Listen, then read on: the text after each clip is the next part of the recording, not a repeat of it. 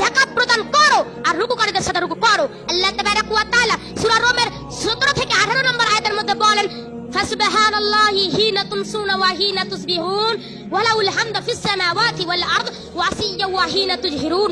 অর্থাৎ আল্লাহ তাবারাক ওয়া তাআলার তাসবিহ পাঠ করো যখন সন্ধ্যা হয় আর যখন সকাল হয়।